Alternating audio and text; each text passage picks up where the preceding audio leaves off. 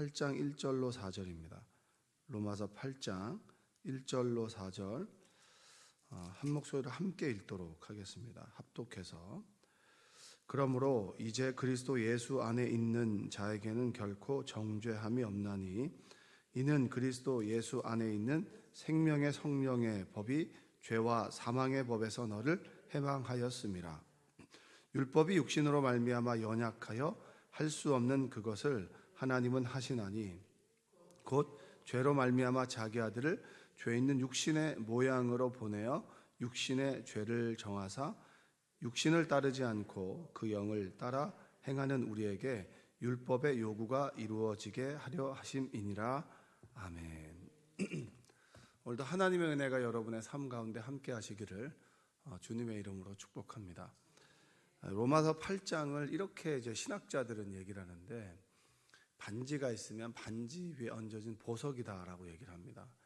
근데 이게 참 어렵긴 어려운데, 그러나 복음의 정수를 담고 있기 때문에 로마서 8장을 그렇게 표현합니다.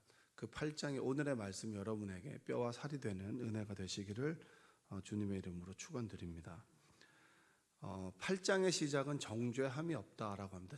정죄라고 하는 것은 이제 당신은 죄입니다라고 하는 단죄를 의미합니다. 그러니까 1절을 이렇게 공동 번역으로 읽어보면, 그러므로 이제 그리스도 예수와 함께 사는 사람들은 결코 단죄를 받는 일이 없습니다, 이렇게 얘기합니다. 당신이 죄인이라고 해서 그냥 죄인으로 불리지 않고 죄에 대한 형벌도 없습니다, 이런 얘기입니다. 그러니까 내가 예수님을 믿고 그분 안에 하나님의 자녀가 되고 그분 안에 거하게 되는 그 순간에 우리는 죄인이라고 하는 단죄를 받지 않는다는 거예요. 여러분의 자녀들이 좀 잘못을 하게 되면 자녀들에게 죄인이라고 하지 않잖아요. 그렇죠? 얘가 아직 어려서 그렇다고, 얘가 아직 잘 뭘 몰라서 그렇다고, 얘가 이런 애가 아니라고 이렇게 얘기하잖아요. 똑같습니다. 내가 예수 그리스도 안에 있으면 우리가 좀 잘못을 해도 죄인이 아니라 아직 부족한 자녀가 되는 거예요. 아직 연약한 자녀가 되는 거예요. 그런 의미입니다. 그리고 8장의 마지막은 하나님의 사랑에서 끊을 수 있으리요. 그러니까 우리는 죄인으로 정죄받지 않고 하나님의 사랑에서 벗어날 수가 없습니다. 이걸로 이제 8장이 끝나는 거예요. 그러니까 우리가 아무리 몸부림쳐봐도 뭐 교회 안 나와, 밥 안 먹어, 뭐 이렇게 해도 아이들이 부모의 사랑에서 떠날 수 없고, 그리고 우리가 아무리 뭐 믿음이 없어졌다고 해도 하나님의 사랑에서는 도대체 벗어날 수가 없다. 그러니까 내가 뭐 실족했다, 뭐 하나님을 떠날 수 있다, 이렇게 생각할 수 있죠. 그러나 하나님의 은혜를 맛본 사람들은 그 은혜에서 벗어날 수는 없습니다.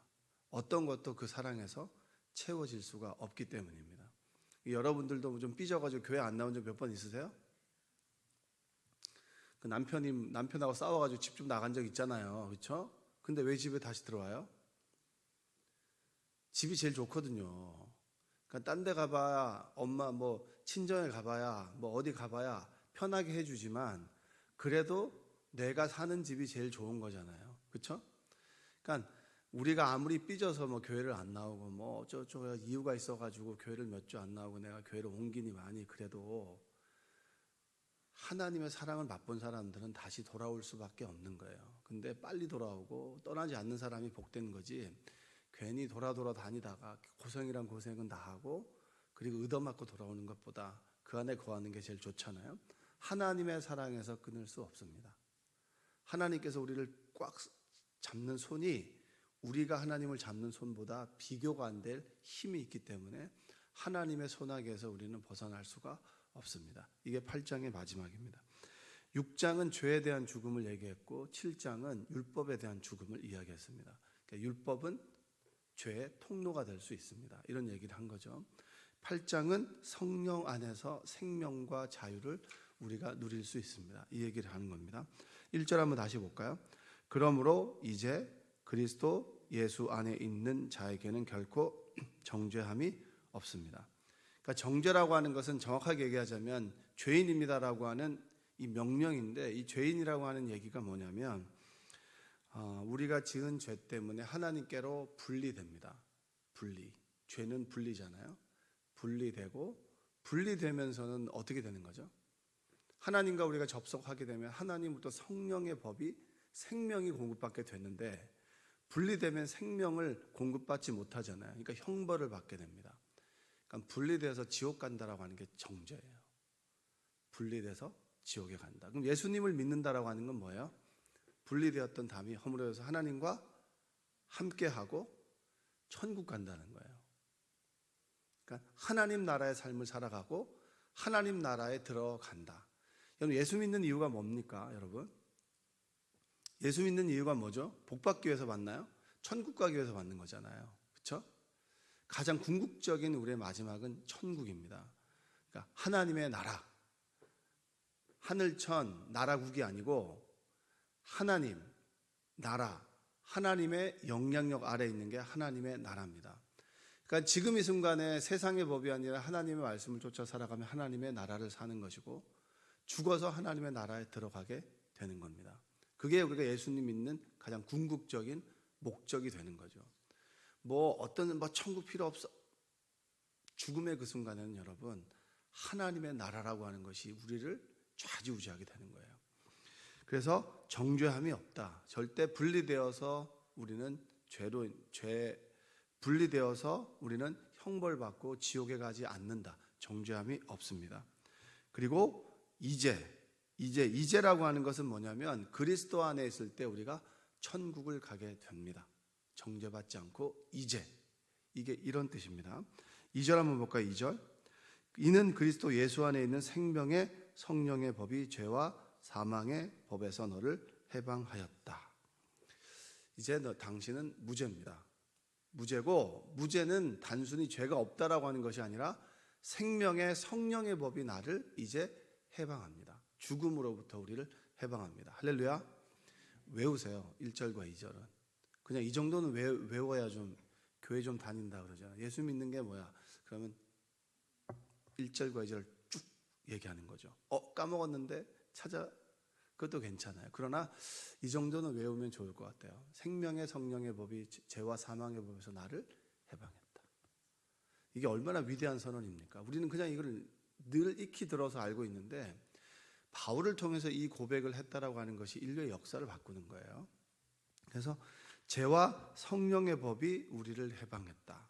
그러니까 이제는 더 이상 율법과 죄가 우리를 좌지우지하지 않는다는 거예요. 성령께서 우리를 인도하신다는 거예요. 성령께서 우리 양심 가운데, 우리의 마음 가운데 우리를 인도해 나가시는데 이게 성문화된 법보다 더 우위에 있고 이 법이 우리를 날마다 이끌어 가신다. 그래서 우리가 잘못하면 찔리고 남들을 갖다 막 얘기하면 입을 때리고 내가 이걸 하지 말아야 된다라고 하는 건 생명의 성령의 법이 우리를 인도해 간다는 겁니다. 이게 2절의 말씀이에요. 그러면 성령의 법, 복음이 어떻게 우리를 죄와 죽음의 법에서 해방했느냐? 3절 한번 볼까요? 3절. 율법이 육신으로 말미암아 연약하여 할 수 없는 그것을 하나님은 하시나니 곧 죄로 말미암아 자기 아들을 죄 있는 육신의 모양으로 보내어 육신의 죄를 정하사, 이겁니다. 쉽게 얘기하면 이렇습니다. 인간의 본성이 약하기 때문에 율법이 이룩할 수 없었던 것을 하나님께서 이룩하셨습니다. 하나님께서는 당신의 아들을 죄 많은 인간의 모습으로 보내어 그 육체를 죽이심으로 이 세상의 죄를 없이 하셨습니다. 여기서 중요한 건 어떤 표현이냐면 이 표현을 좀 주목하셔야 됩니다. 죄 있는 육신으로 보냅니까? 육신의 모양으로 보내는 겁니까? 죄 있는 육신으로 보내는 거예요? 죄 있는 육신의 모양으로 보내는 거예요? 모양 빠지게 할 때 그 모양으로 보내는 거예요. 그러니까 하나님이 인간의 몸을 입은 거예요. 요즘에 개를 좋아하잖아요. 개 많이 키우잖아요. 그래서 그 유튜브 같은 데 보면은 많은 거 올리는데 리트리버가 막 갑자기 새끼를 7마리 낳았어요. 너무 귀여우니까 개를 인절미라 그래요. 인절미.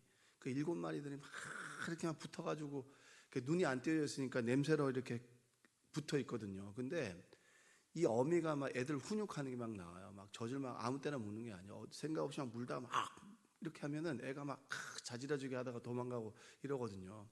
이런 것들을 이렇게 개를 좋아하는 사람들이 올린단 말이에요. 근데 개가 아무리 좋아도 목사님, 제가 이 개를 너무 사랑하는데 개가 되게 해주세요라고 기도 제목을 저한테 부탁하는 사람은 한 명도 못 봤습니다. 제가 개를 너무 사랑하는데 이 개가 무슨 말을 하는지 도저히 이해할 수가 없어요. 이 내 개의 삶을 이해하고 싶으니까 제가 좀 개가 되게 해주세요.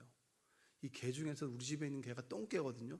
똥개가 되게 해주세요라고 저에게 중보기도를 부탁하는 사람은 한 사람도 못 봤습니다.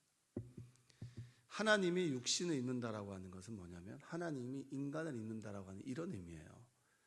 제가 정말 잠자리가 되고 싶어요.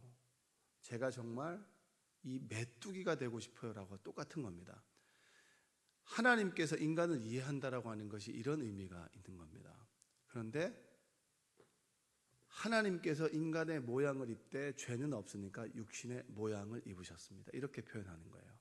그래서 우리를 대신해서 어린 양이 되셔서 죽으시고 그리고 부활하심으로 우리의 구주가 되셨잖아요. 나의 죄를 위해서 죽으셨잖아요.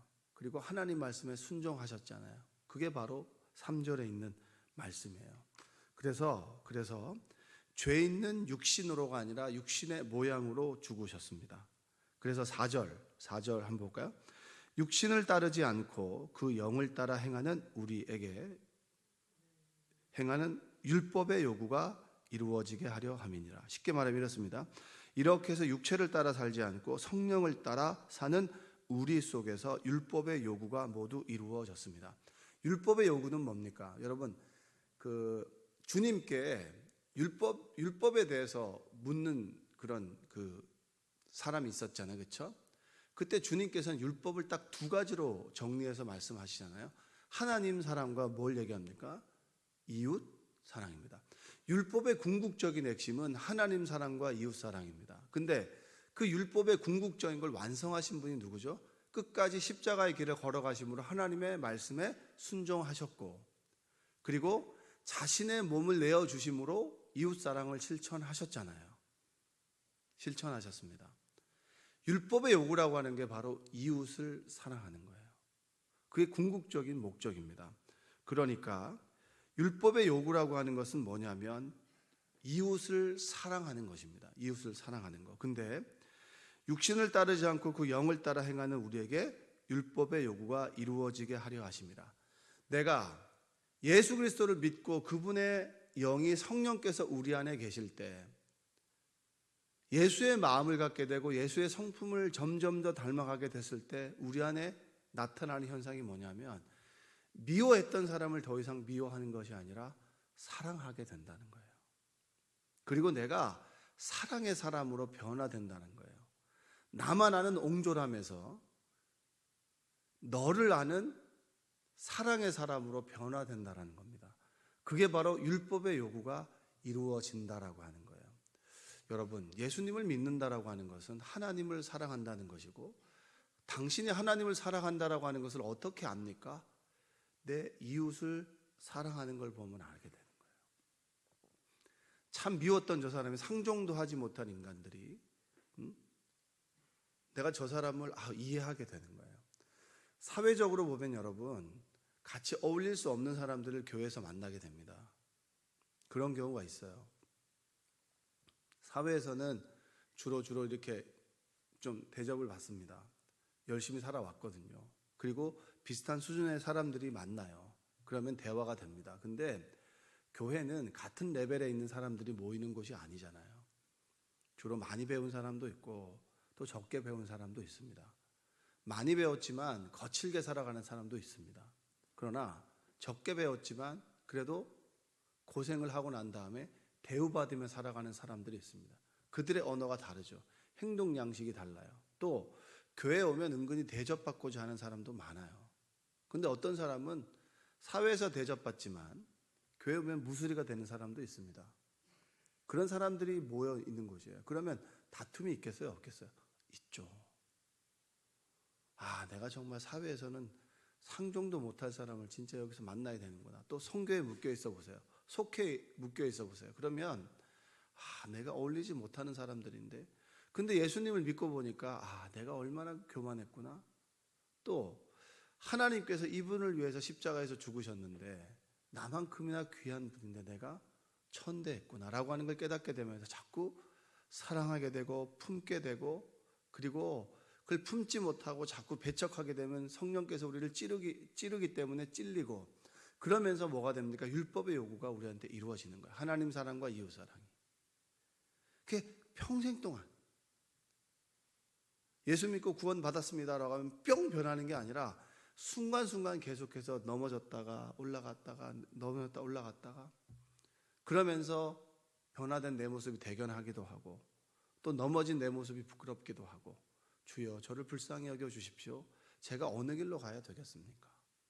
제가 너무 연약합니다 라고 주님께 구하기도 하고 도움을 받기도 하고 웃기도 하고 울기도 하면서 율법의 요구가 하나님 사랑, 이웃 사랑을 실천하며 살아가는 삶이 바로 그리스도인의 삶입니다.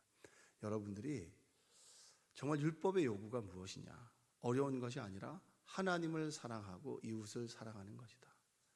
예수님을 믿은 우리에게는 이제 죄라고 하는 단어가 아니라 하나님의 자녀인데 또 넘어졌구나.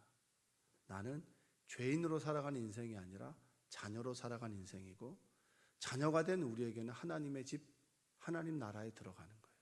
지옥이 아니라. 지옥이 주는 공포가 아니라 천국이 주는 안정감과 편안함이 여러분의 삶을 견인해 나가시기를 주님의 이름으로 축원드립니다. 기도하겠습니다. 사랑과 은혜가 풍성하신 아버지 하나님 감사합니다. 예수님을 믿은 우리에겐 결코 정죄함이 없습니다. 생명과 성령의 법이 우리를 인도해 가는 줄로 믿습니다. 두려워 떠는 삶이 아니라 평안과 기쁨 가운데 주님과 동행하는 삶이 될 수 있도록 하나님 도와주옵소서. 예수님의 이름으로 기도합니다. 아멘.